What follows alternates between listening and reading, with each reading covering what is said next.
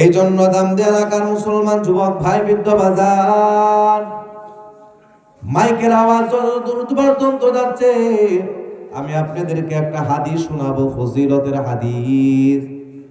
এই যে মাহফিল, কোরআনের মাহফিল, জাকিরিন বান্দা বান্দিদের মজলিসের কত দাম, মায়ার নবী আমার হাদিসের মধ্যে ডাক দিয়ে জানায় দেন, قال رسول الله صلى الله عليه وسلم لا يقعد قوم يذكرون الله إلا حقتهم الملائكة وغشيتهم الرحمة ونزلت عليهم السكينة وذكرهم الله في من عنده মায়ের নবী আমার ডাক দিয়ে জানা দেন, দুনিয়া যেই জায়গায় জাকিরিনদের মজলিস করা হয়, আল্লাহ ওয়ালাদের মজলিস করা হয়, এই মজলিসটাকে পাহারা দেওয়ার জন্য, নিরাপত্তা দেওয়ার জন্য আল্লাহ পাক রব্বুল আলামিন তার বিশেষ বাহিনী ফেরেশতা দ্বারা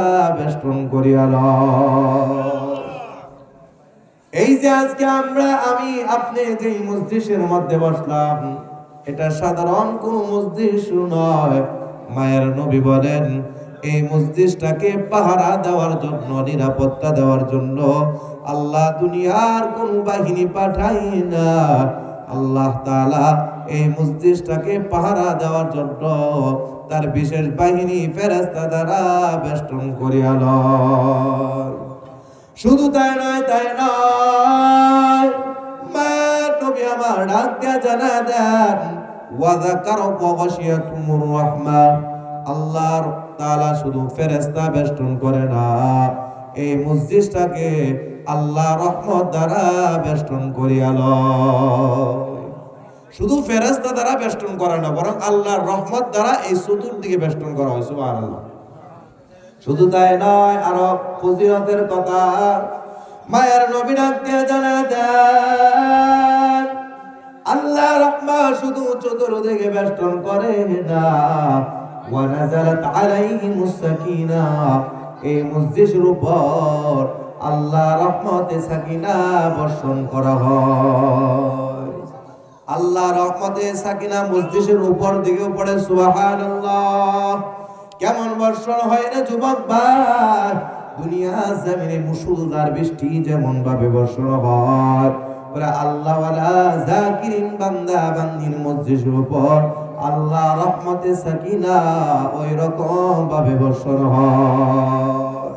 আরো দামি কথা মায়ের নবী বলেন, এ দামদি এলাকার মুসলমান যুবক, এ বৃদ্ধ শুনো, মায়ার নবী আমার ডাক দিয়া বলেন, ওয়া যাকারাহুমুল্লাহু ফী মান ইনদা, মুম্মাজ জমিনের মধ্যে বৈশা তার রবের কথাগুলো শুনবে, আর আমার আল্লাহ ওই সমস্ত বান্দা বান্দি সম্পর্কে ফেরেশতাদের মজলিসে আলোচনা করে। আপনি আমাকে নিয়ে আল্লাহ ফেরেশতাদের মজলিসে আলোচনা করে গর্ব করে। সুবহানাল্লাহ বলে। কত ভাগ্যবান, কত ভাগ্যের বিষয়।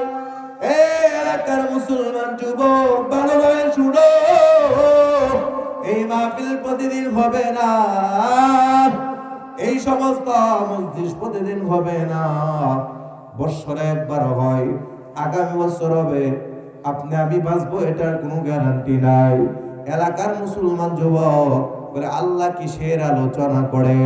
আল্লাহ জানে বান্দা বান্দি কি চায়, বান্দা বান্দি কেন বসছে। তারপরে আমার মালিক ফেরেশতাদেরকে ডাক দিয়া বলেন, ও ফেরেশতা দেখা দেখো, আমি আল্লাহর পাগল, কোরআনের পাগল, বান্দা বান্দিরা দুনিয়ার মোহাব্বত বাদ দিয়া আমি আল্লাহর ভালোবাসা নিয়া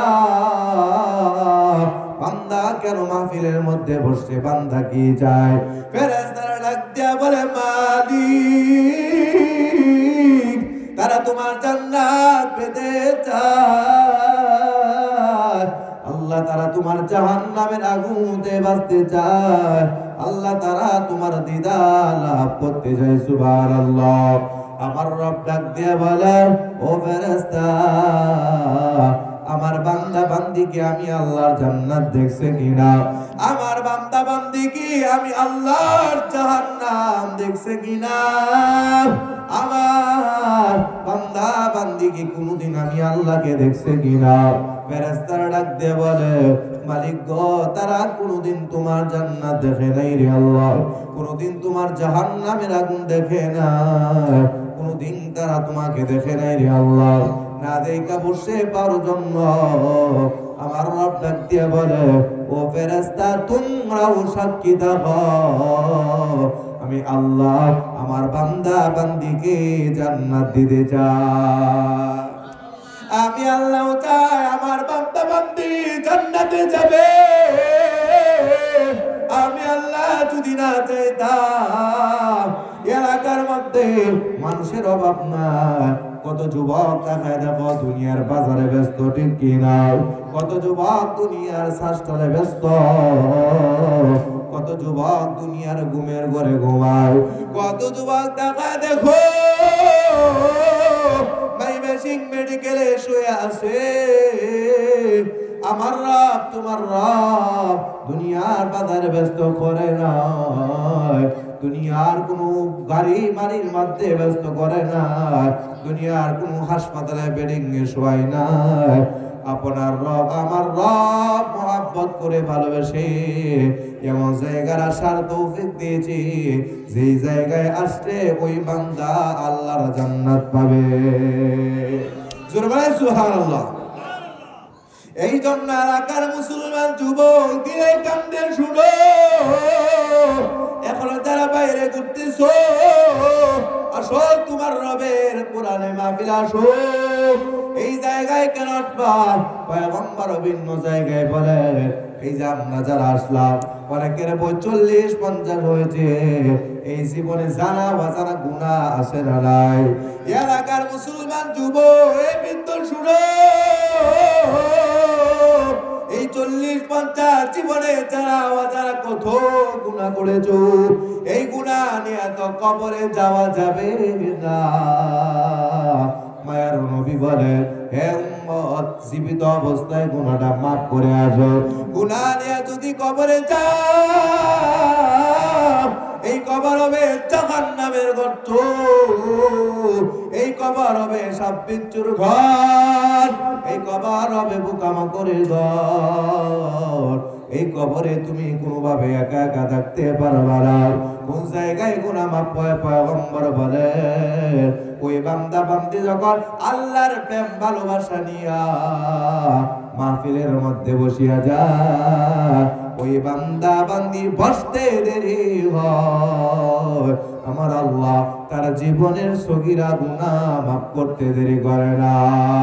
ইয়া ইলাহি তু মেরা মাবুদু है, या इलाही तू मेरा रहमान है, या इलाही तू मेरा रहीम है, या इलाही तू मेरा गफ्फार है, या इलाही मुझसे मुझको दूर कर, काफी देखो मुझ में तुझको एक मुझ अल्लाहु अकबर बोले।